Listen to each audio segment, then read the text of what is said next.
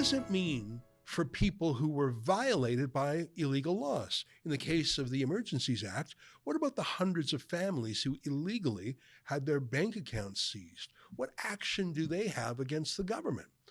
Or in the case of Alberta, what about everyone who labored under those illegal public health orders? Can there be some sort of class action to hold the government to account? I'm asked this often, and I'm not an expert in class actions, but imagine my delight when I saw a press release today. Let me read it to you. Rath Company launches class action lawsuit against Alberta government for COVID-19 business restrictions. I'll just read a little bit. Rath Company has launched a class action lawsuit against the province of Alberta on behalf of business owners in Alberta who faced operational restrictions due to now deemed illegal public health orders. This lawsuit follows the recent Ingram decision by the Calgary Court of King's Bench, which declared all of Dr. Hinshaw's public health orders were ultra vires. It's Latin for not lawfully enacted, beyond the power of the law. Joining us now is the boss of Rath Law Firm, Jeff Rath, and his teammate, who you just saw in action against the PM, our favorite, Ava Chipiuk.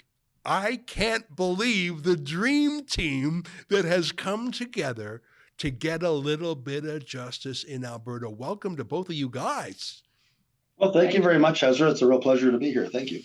You know, Jeff, last time I saw you, you were speaking at Rebel News Live, which is our big gathering that we do once a year in Calgary and once a year in Toronto. Tell us the thinking behind a class action lawsuit. I think most of our viewers have heard of that, but basically you invite people to join the class, right? So you don't have to, so people can join in and say, oh, I suffer too. Tell me how it works in law.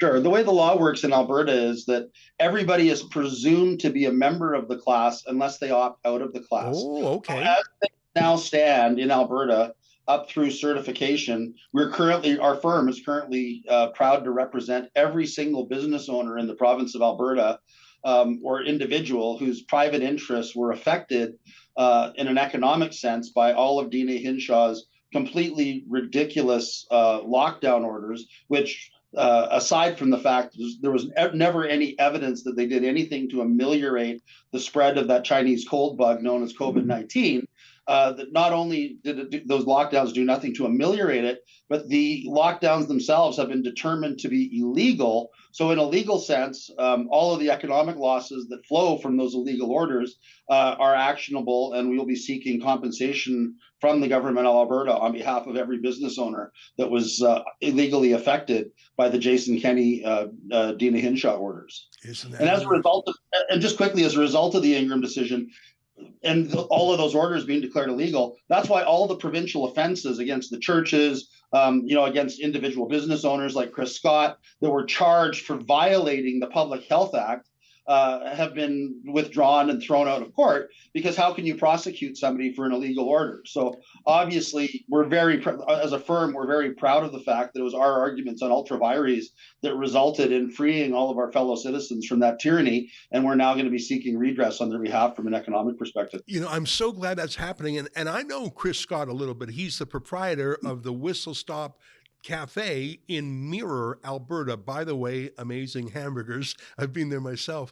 But Chris was put through hell. He was literally jailed.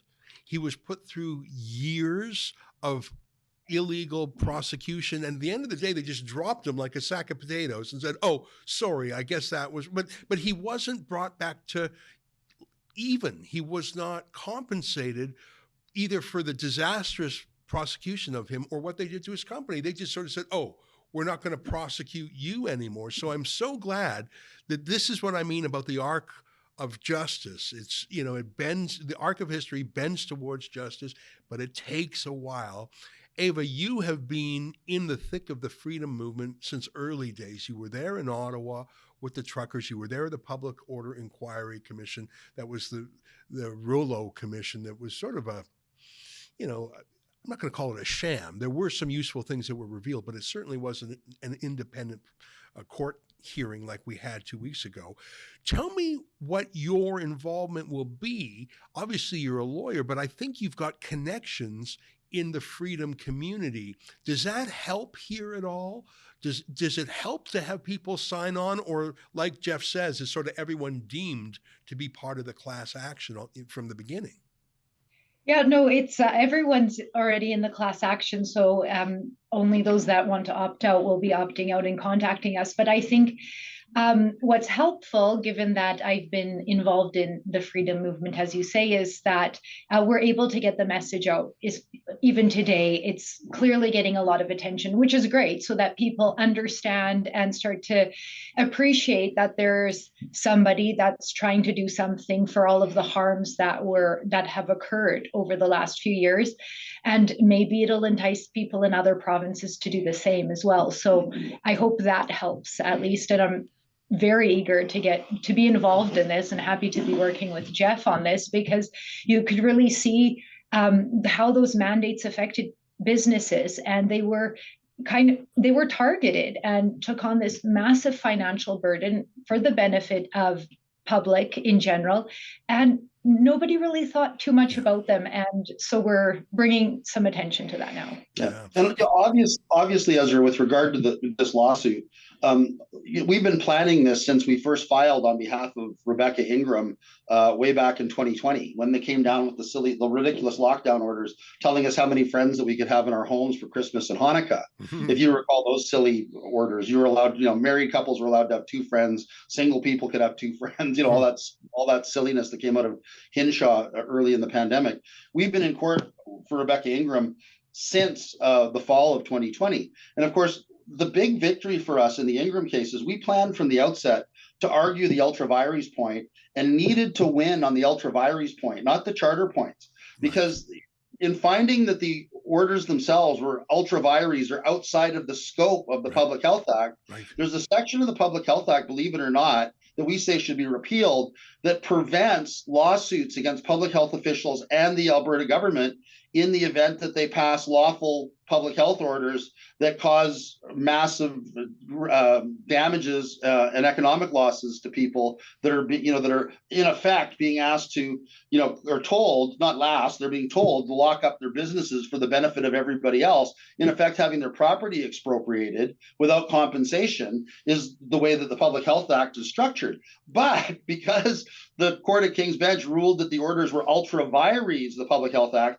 are outside of the scope of the Public Health Act, that Section 66.1 protection no longer applies, and we have a clear statement of liability from the Court of King's Bench, and we're going straight at the Alberta government for business losses, of the people that suffered these horrendous illegal orders. Let me just check to make sure I understand what you're saying. The law in Alberta says if the government makes a public health order and it causes some harm, they're immune to prosecution. But that only applies if it's a lawful order. So if it's an unlawful order that they didn't have the legal power to do, they are subject to litigation. Is that what you're saying? Yeah, but I mean, the point's a little bit more subtle than that. Because of the finding of ultra vires, and that was a very important finding, on its face, the orders were not issued under the Public Health Act. They were, they're outside the scope of the Public Health Act, so they wouldn't attract any Public Health Act protection, which was a huge win for us, and what we were, I have to say, plotting from the beginning, because we wanted to be able to sue at the end of the day to recover damages on everybody's behalf who was shut down under these lawful orders. I mean, people committed suicide over these orders. It's just heartbreaking. And of course, when I was cross-examining Dina Hinshaw, and I asked her if she knew how many people committed suicide because of her evil public health orders, her answer was, I wouldn't know the answer to that question. You'll have to ask the chief medical examiner of the province of Alberta. So then my next question was, okay, Dr. Hinshaw, did you ever ask the chief medical examiner of the province of Alberta how many people committed suicide as a result of your orders? Her answer was shocking. It was no. So I mean, just this lack of care, lack of thought, lack of empathy, lack of feeling for the fact that you've devastated families. You basically expropriated their life savings. All these people that had to keep pouring their personal savings and retirement funds into keeping their businesses alive, while Dina Hinshaw, at a whim, would come up with, it seemed like, a new stupid restriction every single day on our rights and liberties. Yeah, Jeff, you're bringing back a lot of bad memories.